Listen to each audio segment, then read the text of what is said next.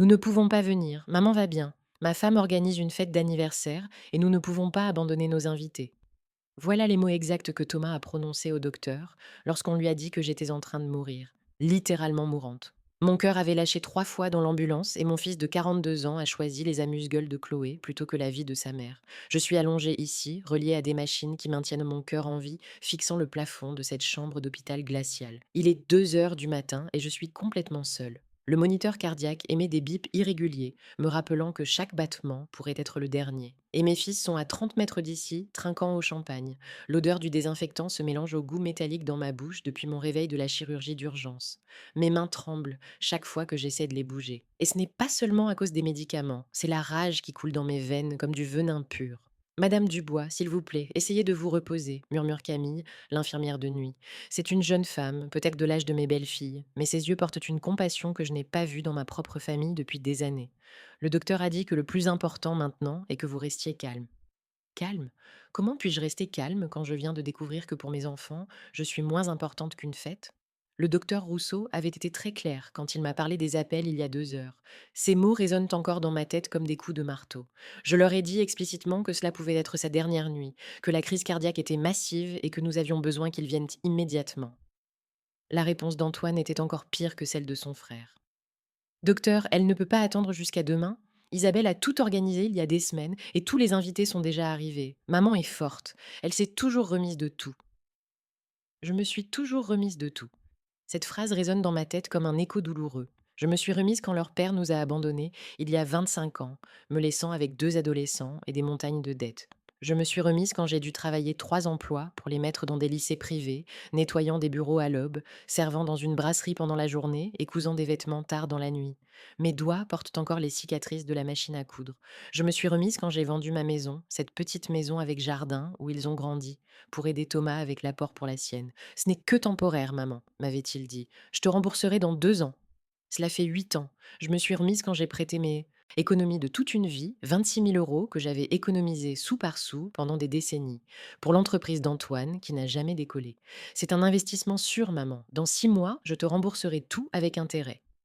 L'entreprise a fermé après 3 mois. Je me suis remise quand Chloé m'a dit, devant toute la famille, au déjeuner de Noël dernier, que ma robe vert olive n'était pas appropriée pour l'occasion et que je devrais m'habiller plus en accord avec mon âge. Je me suis remise quand Isabelle a décidé que mes déjeuners du dimanche étaient trop de travail et qu'il valait mieux commander des plats à emporter. Je me suis remise quand ils ont progressivement arrêté de m'inviter aux réunions familiales parce que tu sais comment grand-mère est, toujours à vouloir donner son avis sur tout. Mais cette fois, c'est différent. Cette fois, il ne s'agit pas d'argent perdu ou d'affront ignoré. Cette fois, il s'agit de quelque chose dont je ne peux pas me remettre. La connaissance que lorsque cela comptait vraiment, quand ma vie ne tenait qu'à un fil, ils ont choisi de rester à une fête. Le docteur Rousseau m'avait expliqué d'une voix grave: Madame Dubois, vous avez eu 3 arrêts cardiaques pendant le transport. Les ambulanciers ont réussi à vous réanimer, mais vous étiez techniquement morte pendant 4 minutes. C'est un miracle que vous soyez ici en train de me parler. 4 minutes mortes, et mes enfants s'inquiétaient de ne pas gâcher les décorations roses de la fête de Chloé. La porte de ma chambre reste fermée. Aucun appel inquiet dans ces 5 heures depuis mon réveil. Aucun message, juste le son constant des machines qui me maintiennent en vie et l'écho de leurs mots. Nous ne pouvons pas. Ma femme organise une fête. Camille vérifie mes signes vitaux toutes les heures. Votre tension artérielle est un peu élevée, dit-elle avec une véritable inquiétude. Pensez-vous à quelque chose qui vous rend nerveuse? Si seulement elle savait. Je pense à 66 ans d'amour inconditionnel jeté à la poubelle pour un gâteau d'anniversaire et des ballons colorés. À cet instant, alors que je regarde les lumières de la ville par la fenêtre de l'hôpital, quelque chose en moi se brise définitivement. Et ce n'est pas mon cœur, c'est quelque chose de beaucoup plus profond. C'est la dernière goutte d'espoir que j'avais, que peut-être, juste peut-être, j'avais encore de l'importance pour quelqu'un dans ce monde. Demain, ils appelleront, j'en suis sûre. Ils se présenteront avec des fleurs bon marché du Monoprix et des excuses bien répétées. Ils diront qu'ils n'ont pas compris la gravité, qu'ils pensaient que c'était encore une de mes exagérations, comme quand je suis tombée et me suis fracturé le poignet l'année dernière, et qu'il leur a fallu 3 jours pour venir me voir. Mais il est trop tard. Ce soir, ils m'ont montré exactement où je me situe sur leur liste de priorités. Et cet endroit est très très bas. Je ferme les yeux et me transporte 40 ans en arrière. Thomas avait 2 ans et Antoine venait de naître. Nous vivions dans cette petite maison de 2 chambres dans le quartier des Lilas, avec des murs si minces que je pouvais entendre les voisins respirer. Philippe, mon mari à l'époque, travaillait à l'usine textile et je restais à la maison pour m'occuper des enfants. Je me souviens parfaitement de l'odeur de talc pour bébé et du son de leur rire quand je les baignais dans cette baignoire en plastique d'occasion que nous avions achetée. Thomas était toujours le plus collé à moi. Maman, maman, répétait-il toute la journée, me suivant dans la maison sur ses petites jambes potelées. Antoine était plus indépendant, mais quand il tombait malade, il devenait mon ombre, me demandant de chanter cette berceuse que j'avais apprise de ma mère. Tout pour mes enfants, me disais-je en cousant des vêtements jusqu'à 3 heures du matin pour les vendre au marché le week-end. Chaque euro supplémentaire allait directement à leurs besoins. Des chaussures neuves quand ils grandissaient, des fournitures de scolaires, les cours de football de Thomas, les leçons de guitare d'Antoine. J'ai porté la même robe grise pendant 2 années consécutives, mais eux étaient toujours impeccables. Le premier signe que quelque chose changeait est venu quand Thomas a eu 25 ans. Il avait rencontré Chloé à son travail, une femme calculatrice avec un sourire parfait et des ongles toujours impeccables. La première fois qu'il l'a amenée dîner, elle a examiné ma maison comme si elle évaluait une propriété délabrée. Marguerite, m'a-t-elle dit avec un sourire qui n'atteignait pas ses yeux. Ne pensez-vous pas qu'il serait mieux si Thomas et moi passions Noël chez moi cette année? Ma famille a des traditions profondément ancrées. Eh bien, ma mère a l'habitude de faire les choses d'une certaine manière. Ce Noël-là, j'ai mangé seule pour la première fois en 25 ans. Le chapon que j'avais acheté est resté intact dans le réfrigérateur pendant une semaine. Quand j'ai demandé à Thomas comment s'était passé le dîner, il a répondu: C'était incroyable, maman. La maison de Chloé est spectaculaire. Elle a une salle à manger qui semble sortir d'un magazine, et la nourriture, eh bien, sa mère est vraiment une bonne cuisinière. Comme si mes 30 ans de cuisine pour lui n'avaient rien signifié. Antoine a suivi le même schéma 2 ans plus tard. Isabelle était différente de Chloé, plus subtile dans ses manipulations. Elle ne m'excluait pas directement, elle faisait simplement de petits commentaires qui s'accumulaient comme des gouttes de pluie jusqu'à former une flaque d'insécurité. Oh Marguerite, comme votre pull rouge est joli, disait-elle avec un sourire condescendant. Il est très vintage, n'est-ce pas? Je dis toujours à Antoine que les femmes de notre âge doivent mettre à jour leur garde-robe de temps en temps. Ou quand je préparais mes lasagnes fameuses, cette recette que j'avais perfectionnée pendant des décennies. C'est bon, belle-mère, bien que ce soit un peu lourd pour ma digestion, je préfère une nourriture plus légère, plus moderne. Antoine s'est habitué à mon style de cuisine. Les invitations au dîner de famille ont commencé à s'espacer. D'abord, c'était Isabelle ne se sent pas bien et préfère quelque chose d'intime. Ensuite, les enfants ont beaucoup de devoirs et ont besoin de tranquillité. Finalement, ils ont simplement arrêté de m'inviter. Françoise, ma voisine de toujours, me l'a dit franchement un après-midi pendant que nous prenions le café. Marguerite, ma chère, tes belles-filles sont en train de t'éloigner de tes fils. C'est la plus vieille histoire du monde. J'ai vu ce film 1000 fois. Mais je refusais de le croire. Ce sont de bonnes filles, Françoise. Elles ont juste besoin de temps pour s'adapter à la famille. S'adapter? Ça fait 5 ans qu'elles sont mariées, Marguerite. Elles se sont déjà adaptées. Elles t'ont adaptée pour être la grand-mère qui apparaît pour les urgences et qui part discrètement. Elle avait raison, mais cela faisait mal de l'admettre. J'avais commencé à me sentir comme une étrangère dans la vie de mes propres enfants. Les conversations téléphoniques étaient devenues mécaniques. Bonjour maman, comment vas-tu? Bien. Nous aussi. Bon, on t'appelle plus tard. On est occupé. Le coup le plus dur est venu il y a 2 ans quand j'ai vendu ma maison pour aider Thomas. Chloé avait trouvé sa maison de rêve dans un quartier exclusif, mais ils avaient besoin de 95 000 euros pour l'apport. Maman, m'a dit Thomas avec cette voix qu'il utilisait quand il était enfant et voulait quelque chose. Je sais que c'est beaucoup demandé, mais c'est notre opportunité. C'est un investissement incroyable. Dans 5 ans, cette maison vaudra le double. J'ai vendu ma petite maison, celle où j'avais élevé mes enfants, où leur taille s'était démarquée sur le cadre de la porte, où ils avaient fait leurs premiers pas. Je me suis installée dans un petit appartement, dans un immeuble sans ascenseur, mais ils avaient leur maison de rêve. La première fois que je suis allée les visiter dans leur nouvelle maison, Chloé m'a accueillie à la porte avec un sourire tendu. Marguerite, quelle surprise! Tu aurais dû appeler avant. Nous attendons des amis pour le dîner. Elle ne m'a pas invitée à entrer. Je suis restée sur le seuil de la maison que j'avais aidé à acheter, me sentant comme une vendeuse arrivant au mauvais moment. Je suis juste venue vous apporter ceci, ai-je dit en lui tendant un gâteau au chocolat que j'avais fait spécialement pour eux. C'était le préféré de Thomas depuis qu'il était enfant. Oh, comme c'est gentil. Mais tu sais, nous essayons de manger plus sainement. Thomas fait très attention après sa frayeur avec le cholestérol. Elle tenait le gâteau comme s'il était contaminé. Cette nuit-là, j'ai pleuré jusqu'à m'endormir. Mon fils avait des problèmes de cholestérol et je l'avais découvert par hasard à travers une conversation à la porte d'une maison que j'avais aidé à acheter. Avec Antoine, la situation était différente, mais tout aussi douloureuse. Il avait toujours été plus direct, moins diplomatique que son frère. Quand son entreprise d'importation d'électronique a commencé à avoir des problèmes, il est allé droit au but. Maman, j'ai besoin de 26 000 euros. C'est pour sauver l'entreprise. Si je ne les obtiens pas cette semaine, je vais devoir fermer et être endettée pendant des années. C'était toutes mes économies, chaque euro que j'avais économisé en travaillant à l'aube, chaque pièce que j'avais mise de côté de ma pension pendant 10 ans. Mais c'était mon fils, mon bébé que j'avais porté dans mes bras pendant des nuits entières quand il avait de la fièvre. Je vais te prêter cet argent, mon fils, mais j'ai besoin que tu signes une reconnaissance de dette. Ce n'est pas de la méfiance, c'est juste pour avoir tout en ordre. Isabelle s'est indignée. Une reconnaissance de dette? Sérieusement, Marguerite, tu vas faire payer des intérêts à ton propre fils? Quel genre de mère fait ça? Finalement, je lui ai prêté l'argent sans reconnaissance de dette. C'est ton fils, me suis-je dit. Il sait ce que cet argent représente pour toi. L'entreprise a fermé après 3 mois. Les 26 000 € se sont évaporés avec des années de sacrifices et des rêves d'une vieillesse digne. Antoine m'a dit: Maman, tu sais comment sont ces affaires. Parfois on gagne, parfois on perd. Au moins, j'ai essayé. Comme si mon argent avait été des jetons de casino et non le résultat de décennies de travail. Maintenant, connecté à ces machines dans cet hôpital froid, je comprends que tous ces moments me préparaient pour cette nuit. Cette nuit où le masque est finalement tombé et où j'ai pu voir la vérité nue. Pour mes enfants, je suis dispensable. La douleur avait commencé il y a 3 jours lors du déjeuner dominical chez Thomas. C'était mon 66e anniversaire, bien que personne ne semblait s'en souvenir. Chloé avait préparé une salade légère et du poulet grillé, rien comme les célébrations que j'organisais pour eux quand ils étaient enfants. Maman, tu as l'air fatiguée, m'avait dit Antoine, en picorant dans son assiette sans lever les yeux de son téléphone. Tu dors bien? La vérité était que je ne dormais pas correctement depuis des semaines. Une pression étrange dans ma poitrine me réveillait chaque nuit à 3 heures du matin, comme si quelqu'un était assis sur mes côtes. Mais je ne voulais pas les inquiéter. Je ne voulais pas qu'ils pensent que c'était encore une de mes exagérations, comme ils avaient commencé à appeler mes mots. Je vais bien, mon chéri, juste un peu de brûlure d'estomac la nuit. Chloé avait laissé échapper un rire sec. C'est qu'à notre âge, le corps ne traite plus la nourriture de la même manière, Marguerite. Je dis à ma mère qu'elle doit manger plus léger, moins d'épices, moins de gras. Le corps d'une femme de 66 ans n'est pas le même que celui d'une femme de 30 ans. Cet après-midi-là, alors que je m'apprêtais à partir, Isabelle est arrivée avec des nouvelles qui ont brisé mon cœur sans qu'elle le sache. Devine quoi? Nous avons finalement obtenu une date pour ma fête d'anniversaire.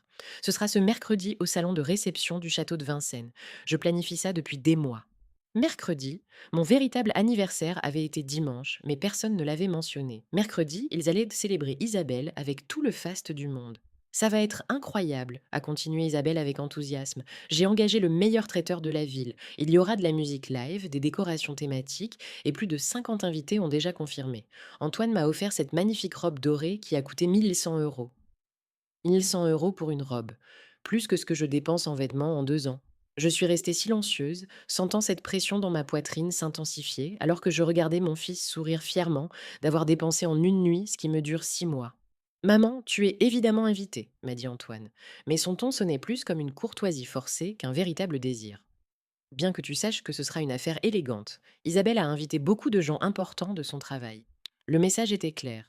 Viens, mais ne nous embarrasse pas. Le mardi soir, un jour avant la grande célébration d'Isabelle, la pression dans ma poitrine était devenue insupportable. Mon bras gauche me faisait mal et j'avais des nausées qui me faisaient me plier en deux dans mon lit. J'ai appelé Thomas à 11 heures du soir. Maman, qu'est-ce qu'il y a? On regarde un film.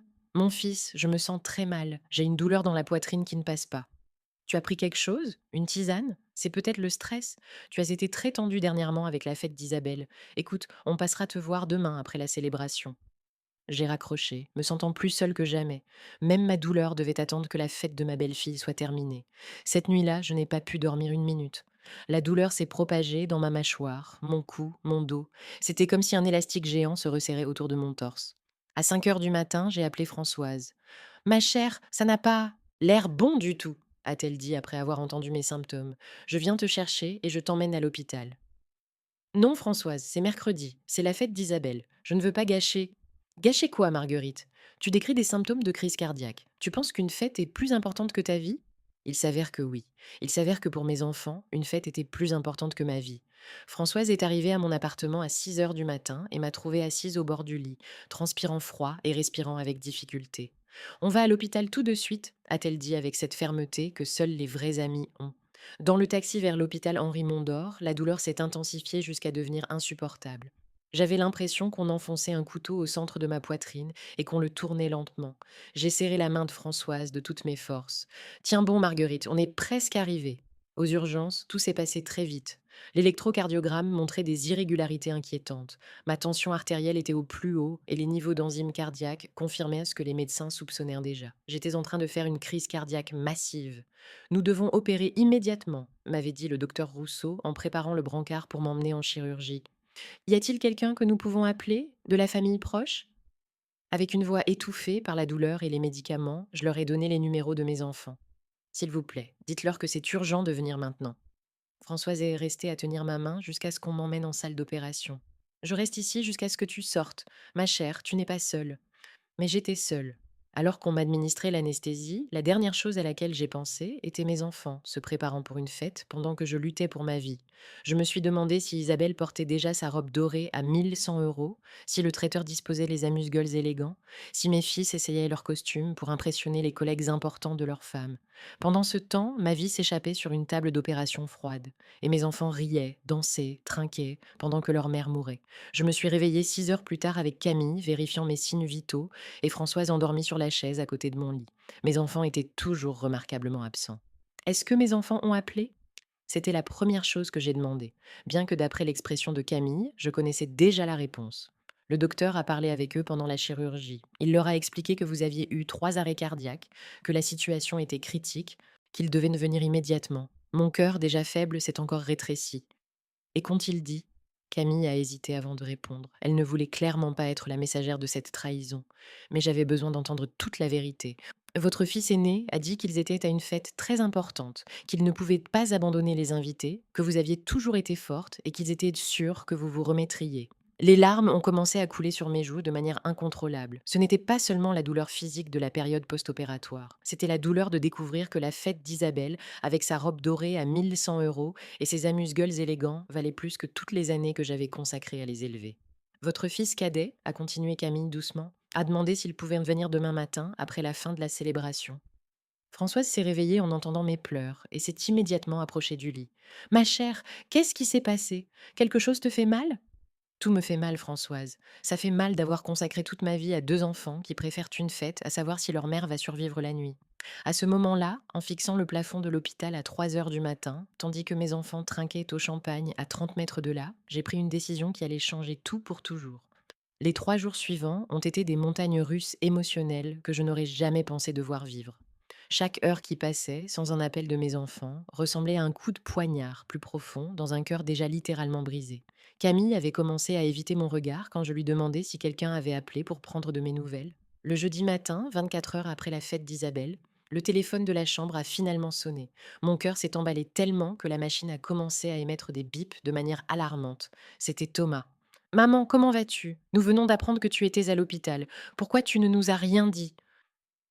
Le sang m'est monté à la tête. Après tout ce qui s'était passé, après que les médecins les aient appelés plusieurs fois, il avait l'audace de me demander pourquoi je ne leur avais rien dit. Thomas, ai-je dit d'une voix que je ne reconnaissais pas comme la mienne. Les docteurs t'ont appelé mercredi. Ils t'ont dit que j'étais mourante et qu'ils avaient besoin que tu viennes immédiatement. Il y a eu un silence gênant à l'autre bout de la ligne. Oh oui, eh bien, la fête d'Isabelle était très importante. Des gens étaient venus de très loin. Nous ne pouvions pas tout annuler. En plus, tu as toujours été très forte, maman. Nous pensions que ça pouvait attendre quelques heures. Quelques heures? Ma vie pouvait attendre quelques heures. Maman, ne sois pas dramatique. Tu vas bien maintenant, non? Le docteur a dit que l'opération était réussie. Écoute, on passera te voir dimanche après le déjeuner. Ça te va? Dimanche? Dans 3 jours. Ma première crise cardiaque pouvait attendre jusqu'après le déjeuner de dimanche. J'ai raccroché sans dire au revoir. Camille, qui avait fait semblant d'organiser des médicaments pour me donner de l'intimité, s'est approchée avec une expression inquiète. Madame Dubois, votre tension artérielle vient de monter en flèche. Vous allez bien? Non, Camille, je ne vais pas bien, et je ne pense pas que j'irai jamais bien à nouveau. Cet après-midi-là, Antoine est arrivé, mais pas seul. Il était accompagné d'Isabelle, qui avait l'air radieuse après sa célébration réussie. Elle portait des boucles d'oreilles dorées qui allaient avec la robe qu'elle avait portée à la fête, et son maquillage était parfaitement appliqué. Moi, pendant ce temps, j'avais les cheveux gras, une blouse d'hôpital tachée et des tubes qui sortirent de mes bras. Belle-mère, comment allez-vous? Vous nous avez fait une belle peur, a dit Isabelle avec un sourire qui n'atteignait pas ses yeux. Antoine m'a raconté ce qui s'est passé. Quelle malchance que ça soit arrivé justement le jour de ma fête, n'est-ce pas? Quelle malchance. Comme si ma crise cardiaque avait été un désagrément planifié spécifiquement pour gâcher sa célébration. La fête était incroyable, maman, m'a dit Antoine, en s'asseyant sur la chaise la plus éloignée de mon lit.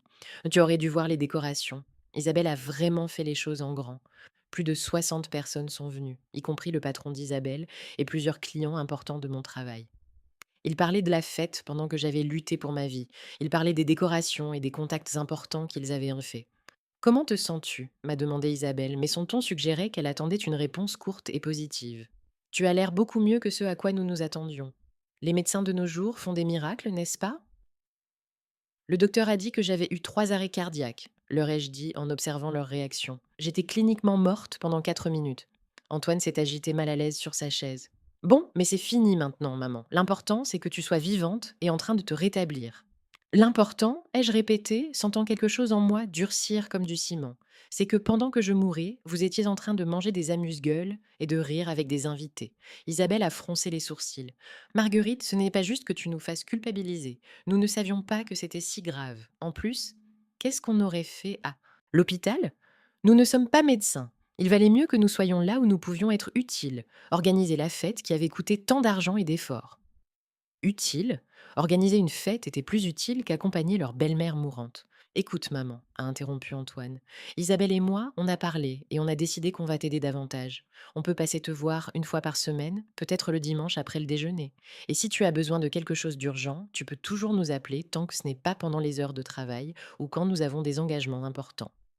Une fois par semaine après le déjeuner, s'il n'avait pas d'engagement important. C'est à ce moment-là, en regardant mon fils cadet me parler comme si j'étais un fardeau à redistribuer dans son agenda, que quelque chose s'est définitivement brisé en moi. Ce n'était pas mon cœur. Cette fois, c'était quelque chose de beaucoup plus profond. C'était le dernier lambeau d'espoir que j'avais, que peut-être quelque part, très caché. Il restait encore quelque chose de l'amour que j'avais planté en eux toutes ces années. Vous savez quoi leur ai-je dit d'une voix étrangement calme. Vous avez raison, vous ne devriez pas vous sentir coupable. Tous les deux se sont visiblement détendus, pensant que j'avais compris leur point de vue. Vous ne devriez pas vous sentir coupable, ai-je continué, parce que pour se sentir coupable, il faut avoir une conscience, et vous avez clairement perdu la vôtre il y a longtemps. L'expression d'Isabelle a immédiatement changé.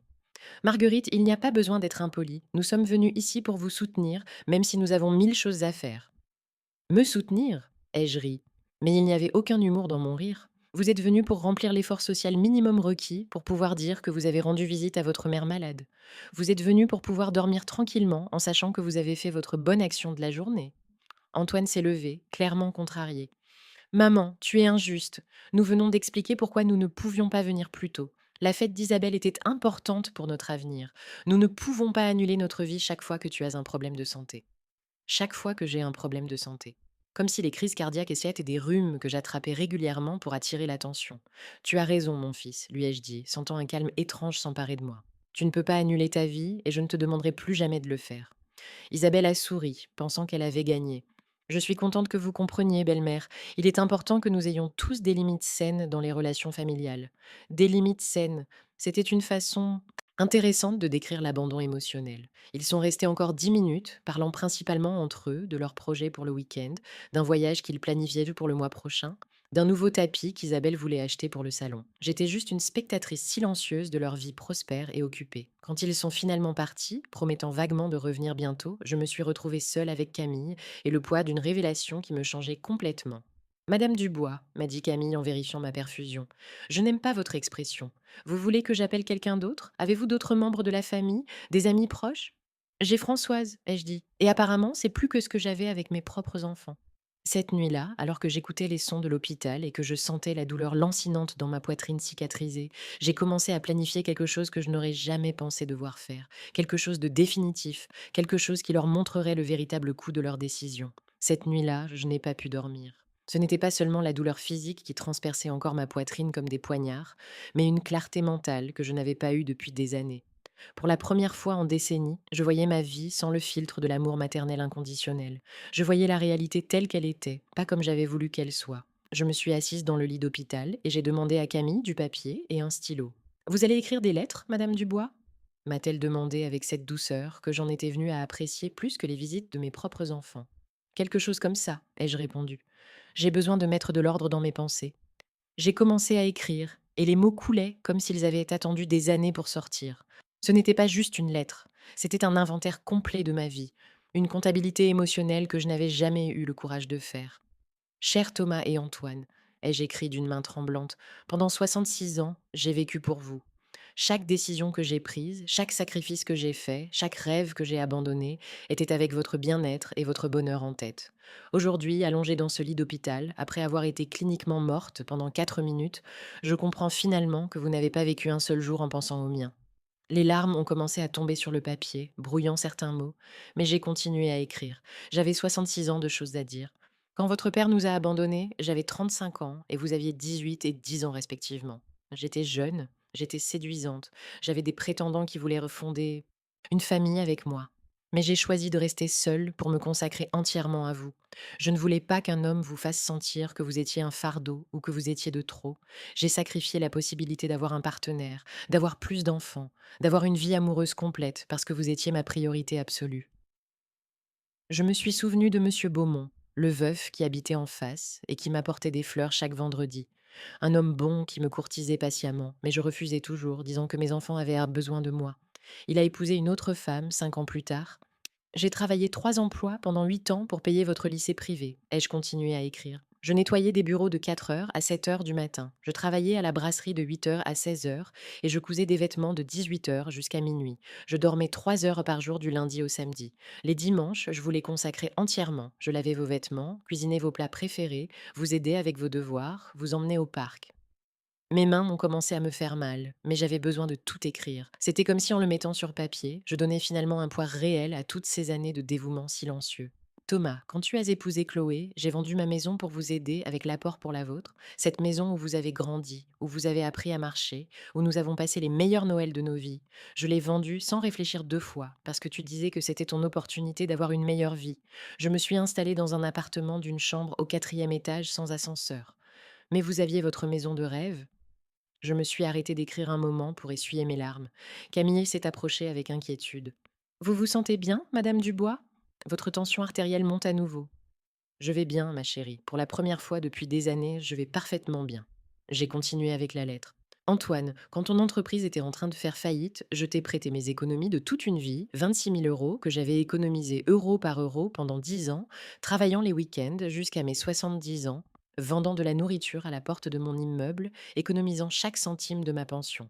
C'était ma sécurité pour la vieillesse, ma tranquillité d'esprit pour pouvoir tomber malade sans être un fardeau pour personne. Mais tu avais besoin de cet argent et je te l'ai donné sans hésiter.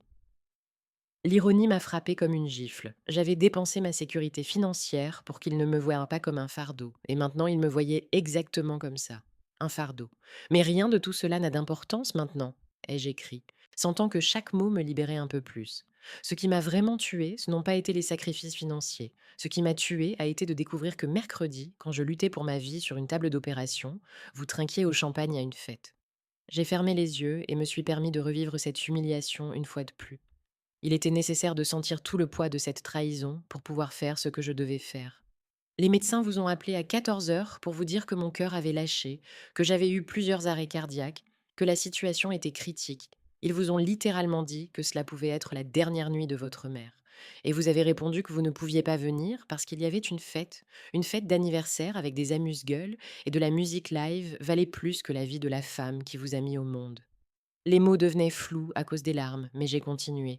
J'avais besoin de finir aujourd'hui. Aujourd'hui, j'ai compris quelque chose que j'aurais dû comprendre il y a des années. Vous ne m'aimez pas.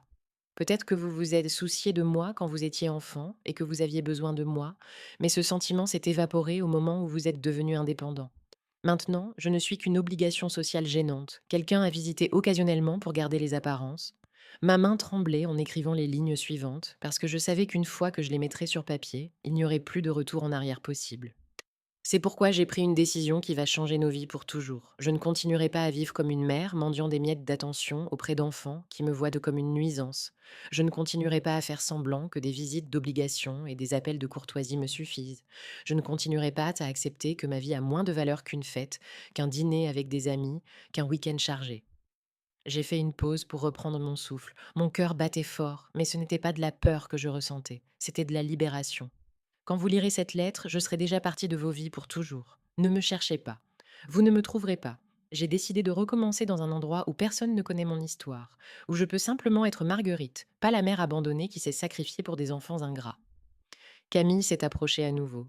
Madame Dubois, il est déjà 4 heures du matin. Vous devriez vous reposer. Je suis presque finie, ma chérie, juste quelques lignes de plus. Je ne prends pas cette décision par colère, mais par amour-propre. Le même amour que je vous ai donné toutes ces années, je vais finalement me le donner à moi-même. Je mérite d'être entourée de gens qui apprécient ma présence, qui se soucient de mon bien-être, qui choisissent ma compagnie au lieu de la tolérer. J'arrivais à la fin, et chaque mot me rapprochait de la liberté que je cherchais sans le savoir.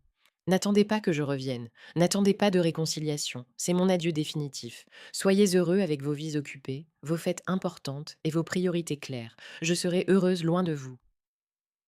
J'ai signé avec mon nom complet, Marguerite Dubois, votre mère, jusqu'à aujourd'hui. J'ai soigneusement plié la lettre et l'ai mise dans le tiroir de la table de nuit. Demain, je la donnerai à Françoise, avec des instructions spécifiques sur quand la remettre. Pour la première fois depuis des jours, je me suis endormie sans pleurer. Le vendredi matin, je me suis réveillée avec une sensation étrange dans mon corps. Ce n'était pas la douleur physique que je portais depuis la crise cardiaque. C'était quelque chose de différent, un mélange de nervosité et d'excitation que je n'avais pas ressenti depuis des décennies. C'était la sensation d'être sur le point de prendre le contrôle de ma propre vie pour la première fois depuis des années. Françoise est arrivée tôt, comme elle le faisait tous les jours depuis mon opération. Elle apportait un thermos de café fait maison et ce sourire chaleureux qui me rappelait qu'il y avait encore des gens dans le monde qui se souciaient vraiment de moi. Bonjour ma chère. Comment t'es-tu réveillée? Tu as l'air différente aujourd'hui, plus paisible. Françoise, j'ai besoin que tu me rendes un service très important, peut-être le plus important que je t'ai demandé dans toutes ces années d'amitié. Elle s'est assise sur la chaise à côté de mon lit avec une expression sérieuse. Dis-moi ce dont tu as besoin, Marguerite. Tu sais que tu peux compter sur moi pour n'importe quoi. Je lui ai tendu la lettre que j'avais écrite pendant les premières heures du matin. J'ai besoin que tu donnes ceci à mes fils, mais pas maintenant.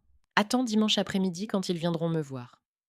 Françoise a pris l'enveloppe avec précaution, comme si elle savait qu'elle contenait quelque chose qui allait tout changer. Qu'est-ce que c'est, ma chère? C'est ma liberté, ai-je dit avec un sourire qui m'a surprise. Et j'ai besoin que tu m'aides à disparaître. Les yeux de Françoise se sont immédiatement remplis d'inquiétude. Marguerite, de quoi parles-tu? Penses-tu à te faire du mal? Parce que si c'est le cas... Non, non, l'ai-je interrompu en prenant sa main dans la mienne. Je ne parle pas de suicide, Françoise. Je parle de renaissance. Je parle de commencer une nouvelle vie loin d'ici. Loin d'enfants qui ne m'apprécient pas. Loin de cette ville où chaque coin me rappelle combien j'ai donné et combien peu j'ai reçu en retour. Je lui ai expliqué mon plan complet.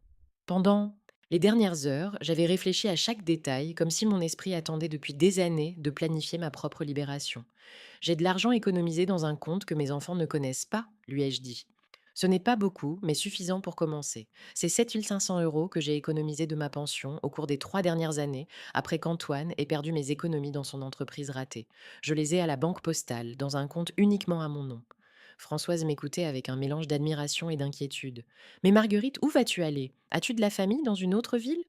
J'ai une cousine à Lyon, Élise. Nous n'avons pas parlé depuis 5 ans, mais je sais qu'elle vit seule dans une grande maison qu'elle a héritée de son mari. Je vais lui écrire. Je suis sûre qu'elle m'accueillerait pendant un moment jusqu'à ce que je m'installe. C'était vrai. Élise avait toujours été différente du reste de la famille. C'était une femme indépendante qui ne s'était jamais mariée ni n'avait eu d'enfant, et qui m'avait toujours dit qu'elle admirait ma force. Les quelques fois où nous parlions au téléphone, elle avait suggéré que si j'avais besoin d'un changement d'air, sa maison m'était ouverte. Le plan est simple, ai-je continué en expliquant à Françoise. Dimanche, quand mes enfants viendront, ce sera la dernière fois qu'ils me verront. Après leur départ, tu m'aides à sortir de l'hôpital. Je ne vais pas me faire décharger officiellement. Je pars simplement. Je laisse la lettre sur mon lit et je disparais. Et tes affaires? Ton appartement? J'ai déjà parlé de ça avec Camille. Elle a une sœur qui est avocate et elle va m'aider à faire une procuration pour que tu puisses t'occuper de tout. Tu pourras vendre mes meubles, garder ce que tu veux et utiliser l'argent pour payer ce qui reste du loyer jusqu'à la fin du contrat. Je n'ai jamais aimé cet appartement de toute façon. Il était trop petit, trop triste. Françoise est restée silencieuse pendant un long moment, traitant tout ce que je lui avais dit. Marguerite, es-tu sûre de ça? C'est une très grande décision. Une fois que tu seras partie, ça va être très difficile de revenir. Je ne veux pas revenir, Françoise. C'est exactement l'idée. Je veux que mes enfants comprennent ce que ça fait d'être abandonné par sa famille. Je veux qu'ils sachent ce que c'est de chercher quelqu'un qu'on aime et de ne pas le trouver. Je veux qu'ils vivent avec la culpabilité d'avoir perdu leur mère en choisissant une fête plutôt que sa vie. Les mots sortirent de moi avec une clarté et une détermination qui me surprenaient. C'était comme si toutes ces années j'avais accumulé de la force pour ce moment. En plus, ai-je continué, j'ai 66 ans, Françoise. Si je vis jusqu'à 80 ans, il me reste 14 ans. Vais-je gaspiller ces années à mendier l'attention d'enfants qui me voient comme une obligation? Ou vais-je les utiliser pour voir de nouveaux endroits, me faire de nouveaux amis, peut-être même trouver l'amour que je ne me suis jamais permis d'avoir? Pour la première fois depuis que j'avais commencé à expliquer mon plan, Françoise a souri. Tu as raison, ma chère. Tu as tout à fait le droit d'être heureuse. Et s'ils ne peuvent pas te donner ce bonheur, alors tu dois le trouver ailleurs. Exactement. Et j'ai besoin que tu me promettes autre chose, Françoise. Quand mes enfants viendront te chercher, après avoir lu la lettre, quand ils te supplieront de leur dire où je suis, j'ai besoin que tu leur dises que tu ne sais pas. Parce que tu ne sauras vraiment pas. Je ne vais pas te dire mon adresse exacte à Lyon jusqu'à ce que je sois complètement installée et sûre que je ne veux pas qu'ils me trouvent. Françoise a hoché la tête avec détermination. Je te promets, Marguerite, mais je veux que tu me tiennes au courant de comment tu vas, que tu m'appelles au moins une fois par semaine pour que je sache que tu es en sécurité et bien. Bien sûr, tu es la seule vraie famille que j'ai, Françoise. Tu es la sœur que je n'ai jamais eue et la seule personne qui se soucie vraiment de mon bien-être. Nous avons passé le reste de la matinée à planifier les détails. Françoise s'occuperait de contacter la sœur de Camille pour les papiers légaux. J'allais appeler ma cousine Élise depuis le téléphone de l'hôpital pour lui expliquer ma situation. Je devais aussi retirer mes 7 500 € de la banque et les convertir en espèces pour le voyage. Tu sais ce qui est le plus triste dans tout ça? Ai-je dit à Françoise, alors que nous organisions les derniers détails.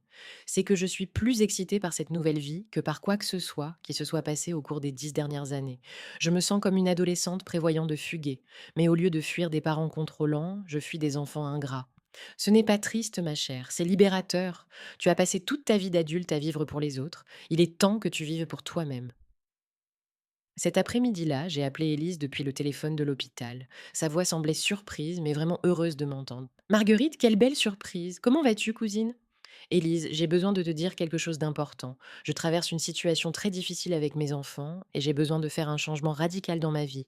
Ton invitation d'il y a des années à te rendre visite à Lyon est-elle toujours valable? Elle n'a pas hésité une seconde. Bien sûr, cousine. Cette maison est trop grande pour moi seule et j'adorerais avoir de la compagnie. Qu'est-ce qui se passe? Tes enfants vont bien? Mes enfants vont parfaitement bien, ai-je répondu avec une amertume que je ne pouvais pas cacher.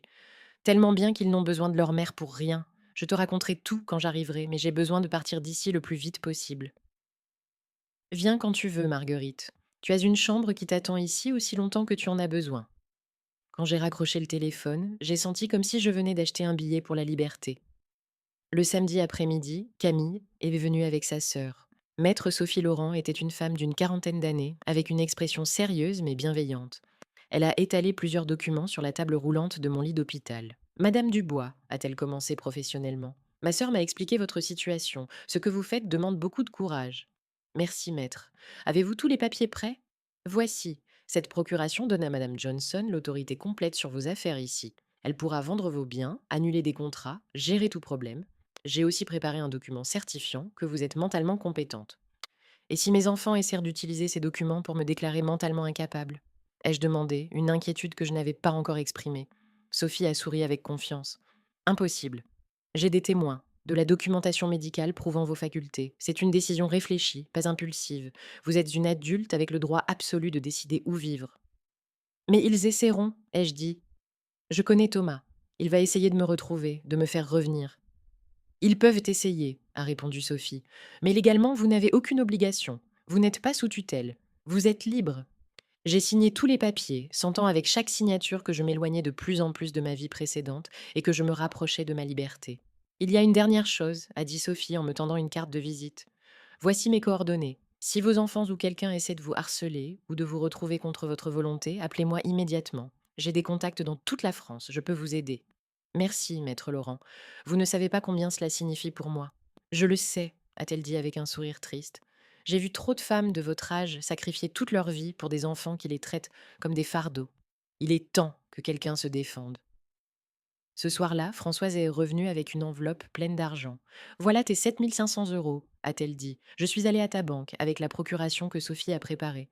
Tout est en ordre. J'ai pris l'enveloppe avec des mains tremblantes. C'était tout ce que j'avais au monde, 3 ans d'économie. Mais c'était suffisant. C'était mon billet pour une nouvelle vie. Françoise, ai-je dit en la serrant dans mes bras, je ne sais pas comment te remercier pour tout ce que tu fais pour moi. Tu n'as pas à me remercier, ma chère. C'est ce que font les vrais amis, les vraies familles.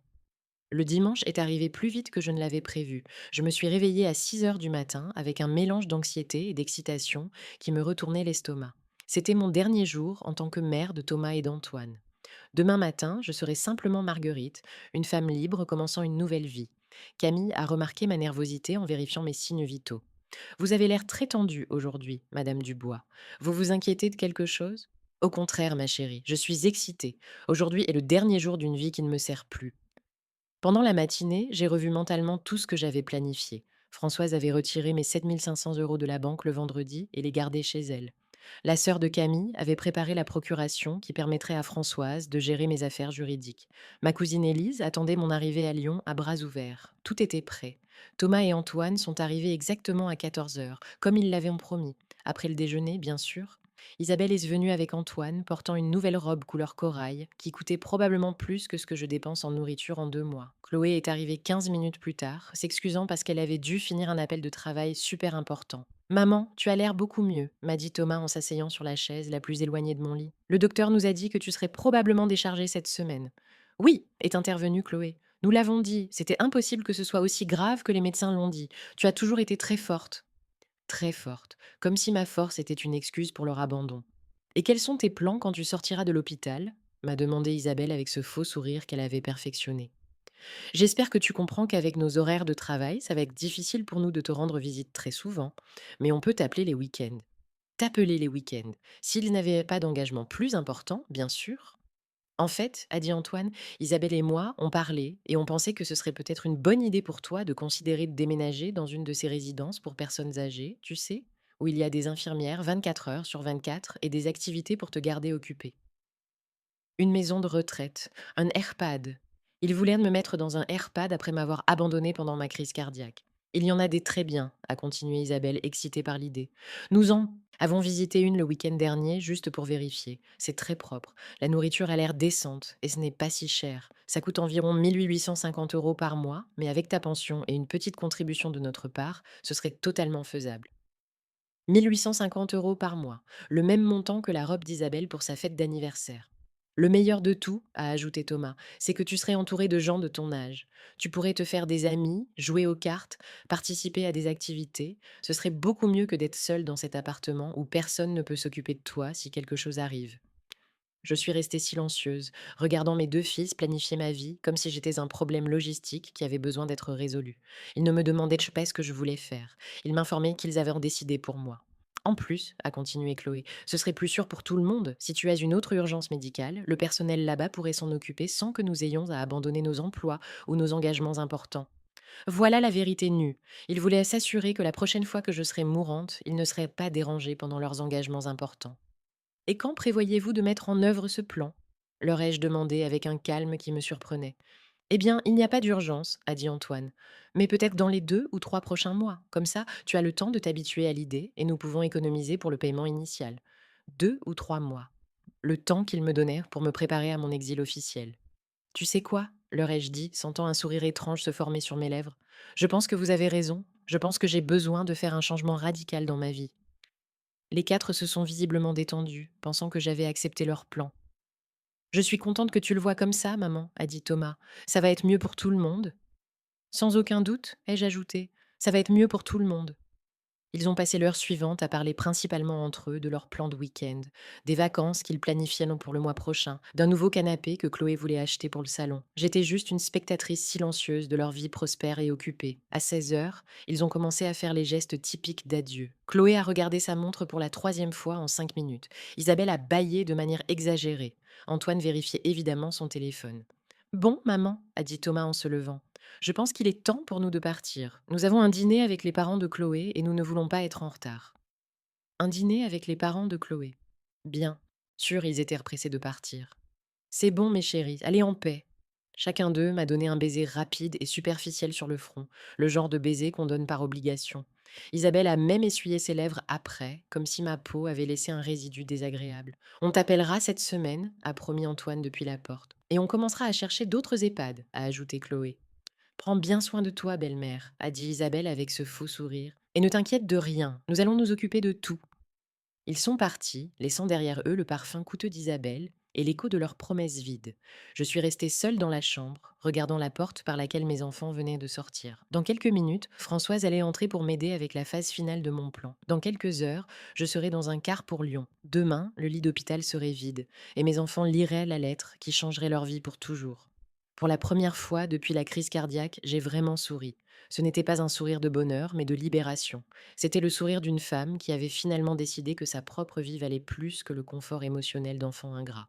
À 19 heures, alors que les couloirs de l'hôpital commençaient à se vider et que l'équipe de nuit s'installait dans sa routine plus détendue, Françoise et moi avons mis en mouvement le plan qui allait changer ma vie pour toujours. Es-tu sûre de vouloir faire ça, Marguerite m'a demandé Françoise une dernière fois en m'aidant à m'habiller avec les vêtements qu'elle avait apportés de mon appartement.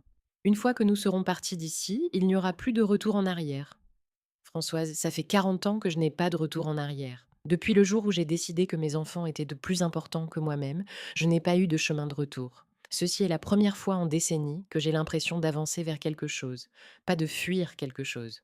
J'ai mis la robe vert foncé que j'avais achetée l'année dernière, mais que je n'avais jamais portée parce que Chloé avait commenté que la couleur ne me convenait pas. Aujourd'hui, elle me semblait parfaite. C'était la couleur d'un nouvel espoir, d'un nouveau départ. J'ai pris la lettre du tiroir de la table de nuit et l'ai placée sur l'oreiller, clairement visible. C'était une enveloppe blanche avec les noms de mes enfants écrits de ma plus belle écriture. Elle avait l'air si innocente, si simple. Mais je savais que ces 4 pages allaient en détruire le monde confortable qu'ils avaient te construit en ignorant mon existence. Nous avons marché dans les couloirs de l'hôpital comme si nous étions des visiteurs normaux partant après les heures de visite. Camille avait été très intelligente de choisir ce moment. Il y avait assez de mouvements de personnes pour que nous ne soyons pas remarqués, mais pas tellement que quelqu'un ne prête attention spécifique à une femme âgée avec une petite valise. Dans le parking, Sophie nous attendait dans sa voiture. Elle m'a tendu une enveloppe. Voici une copie de tous les documents que nous avons signés, Madame Dubois. Gardez-les en sécurité. Et n'oubliez pas, si vous avez besoin de quoi que ce soit, appelez-moi. Merci pour tout, maître Laurent. Françoise m'a accompagnée à la gare routière. Le trajet était silencieux. J'ai acheté un billet pour Lyon à 22 heures. C'est un trajet de 5 heures, a expliqué l'employé. Vous arriverez demain à 3 heures du matin. Parfait. Au moment où mes enfants lirirent la lettre, je serai à 470 kilomètres. Marguerite, m'a dit Françoise, je suis très fière de toi. Je recommence avec 66 ans d'expérience, 7 500 € et la certitude que je mérite mieux. Nous nous sommes embrassés comme les sœurs que nous étions devenues. Appelle-moi dès que tu arrives.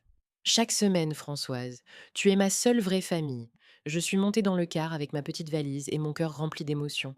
Ce n'était pas du bonheur, mais quelque chose de plus profond. La dignité retrouvée. J'ai trouvé ma place près de la fenêtre, et alors que le car s'éloignait de la ville où j'avais vécu toute ma vie, j'ai sorti mon téléphone pour envoyer un dernier message à mes enfants. J'avais décidé pendant le trajet vers la gare que je devais leur envoyer quelque chose.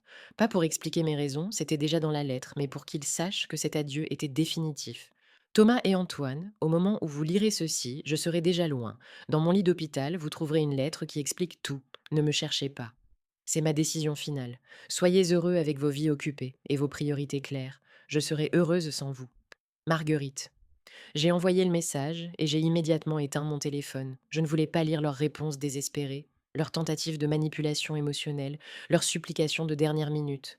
Ils avaient eu toute une vie pour me montrer qu'ils m'aimaient, et ils avaient choisi de me montrer le contraire. Le car a continué sur la route de nuit, m'emportant kilomètre par kilomètre, loin d'une vie de sacrifice non reconnue et me rapprochant d'une vie de nouvelles possibilités. Par la fenêtre, je voyais les lumières de petites villes défiler, des maisons où d'autres mères dînaient probablement avec des enfants qui les appréciaient, où d'autres familles se disaient au revoir avec de vrais baisers et des promesses tenues. À 2 heures du matin, alors que la plupart des passagers dormaient, je suis restée éveillée en pensant à tout ce que j'avais laissé derrière moi et à tout ce qui m'attendait. Je ne ressentais ni tristesse ni culpabilité. Je ressentais quelque chose que je n'avais pas éprouvé depuis des décennies. L'espoir. Ma cousine Élise m'avait dit au téléphone que Lyon était une belle ville pleine de parcs et de marchés, avec un climat parfait et des gens chaleureux. Ici, tu peux recommencer, Marguerite. Ici, personne ne connaîtra ton histoire, et tu pourras en écrire une nouvelle. Écrire une nouvelle histoire. J'aimais cette idée. Pour la première fois de ma vie d'adulte, j'allais être la protagoniste de ma propre histoire, pas un personnage secondaire dans la vie de mes enfants. Le car a continué sa route, m'emportant vers ma liberté. Je suis arrivée à Lyon à 3 heures du matin, exactement comme prévu. Le soleil brillait avec une intensité que je n'avais pas vue depuis des années, comme si même le temps célébrait ma nouvelle vie. Ma cousine Élise m'attendait à la gare routière avec un sourire qui m'a immédiatement rappelé ma mère, sa tante, qui disait toujours que la vraie famille, ce n'était pas celle qui partageait votre sang, mais celle qui partageait votre douleur et votre joie. Marguerite, quelle joie de te voir, a-t-elle dit en m'embrassant avec une chaleur que mes propres enfants ne m'avaient pas donnée depuis des années. Tu as l'air fatiguée du voyage, mais il y a quelque chose de différent dans tes yeux, comme si tu avais laissé un fardeau très lourd quelque part en route. C'est exact, cousine. J'ai laissé 40 ans de fardeau dans un hôpital à 470 km d'ici. Pendant le trajet vers sa maison, Élise m'a parlé de la vie à Lyon, des marchés où je pourrais acheter des légumes frais pour presque rien, des parcs où les femmes de notre âge se réunissaient chaque matin pour faire de l'exercice et socialiser, des cours de danse pour seniors, des opportunités de travail à temps partiel pour les personnes expérimentées. Ici, personne ne te jugera pour recommencer à 66 ans, Marguerite. Cette ville est pleine d'histoires de renaissance.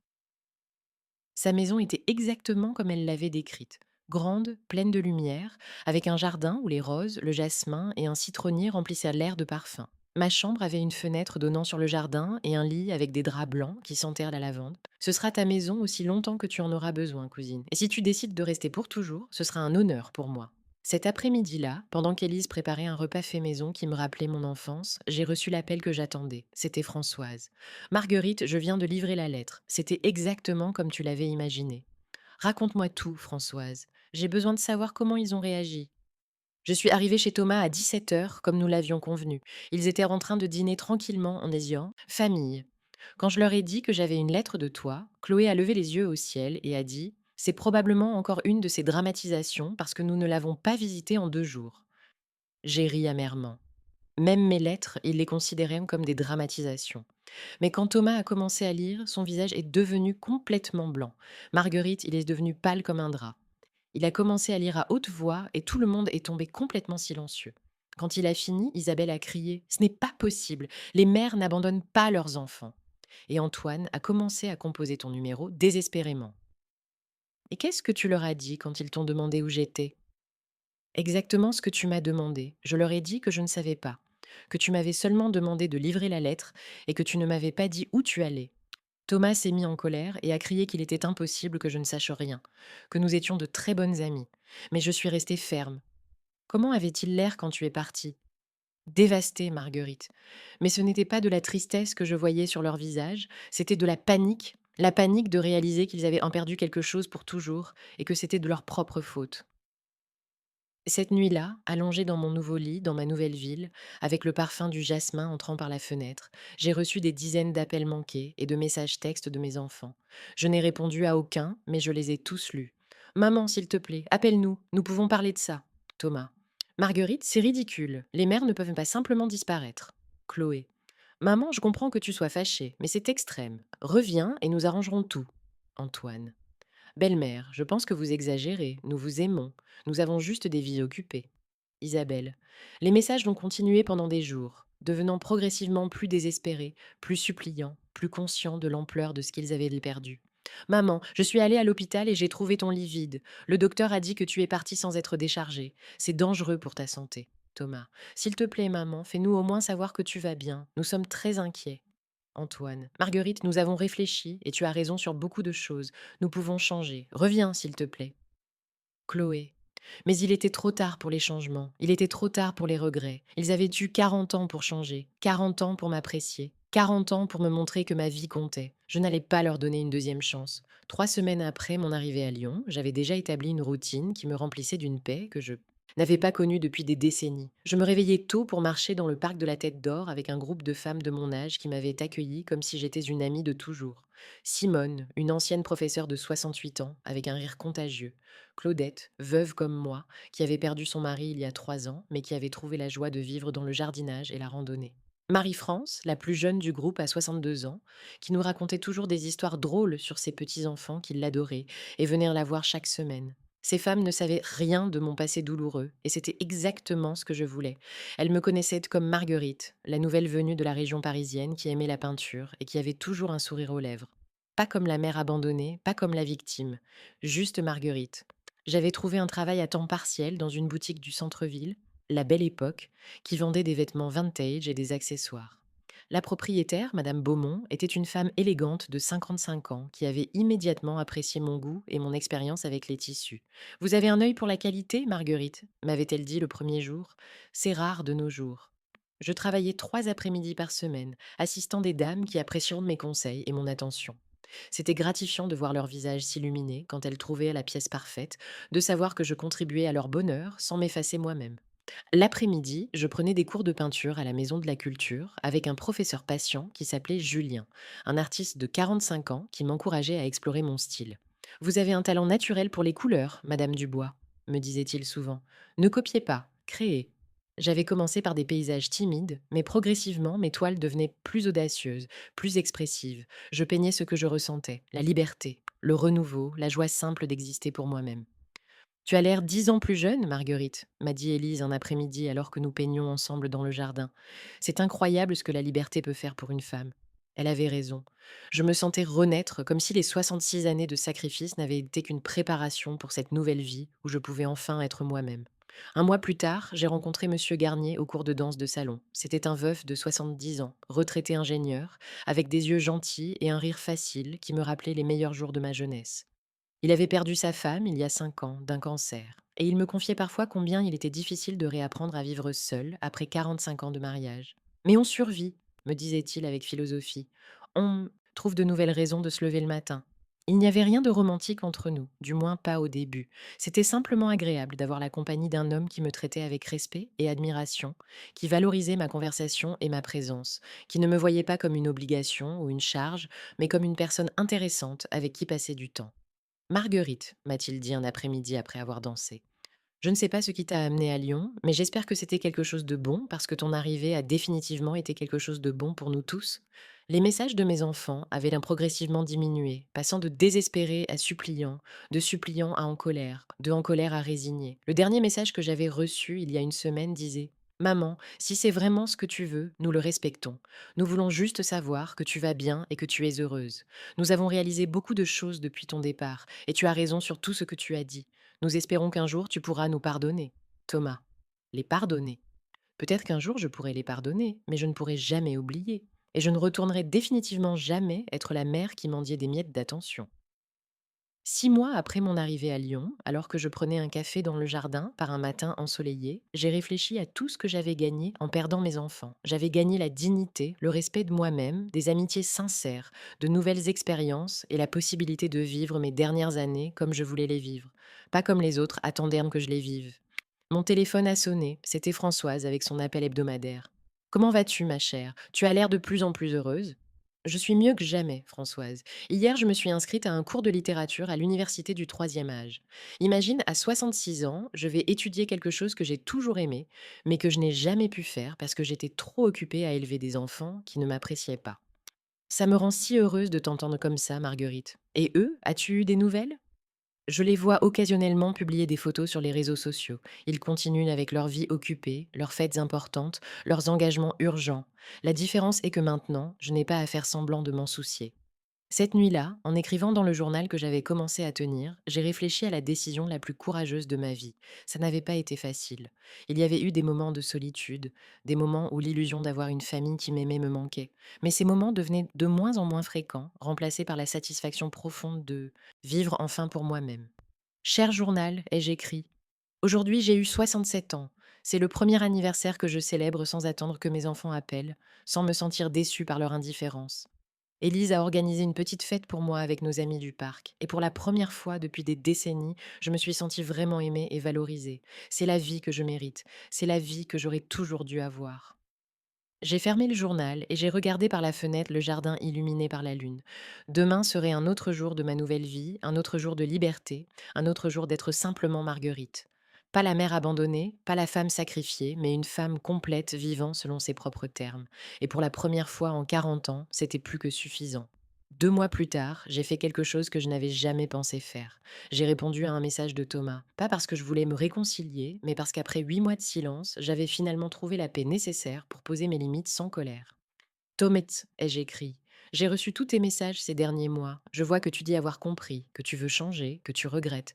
Mais comprends bien ceci, je ne reviens pas. Ma vie à Lyon est exactement ce que je voulais. J'ai des amis qui m'apprécient, des activités qui m'enrichissent, et une cousine qui me traite comme de la vraie famille. Je ne vous déteste pas, mais je ne vous ai plus besoin. Si un jour tu veux vraiment comprendre ce que tu as perdu, regarde les photos que tu as de ton enfance. Regarde cette femme qui te tenait dans ses bras, qui travaillait 3 emplois pour toi, qui t'aimait inconditionnellement. Elle est morte le mercredi où tu as choisi une fête plutôt que sa vie. La femme que je suis maintenant a appris à s'aimer elle-même. Je te souhaite d'être heureux. Marguerite. J'ai envoyé le message et je l'ai bloqué. Je n'avais pas besoin de voir sa réponse. J'avais dit ce que j'avais à dire. Le printemps est arrivé à Lyon avec une explosion de couleurs et de parfums.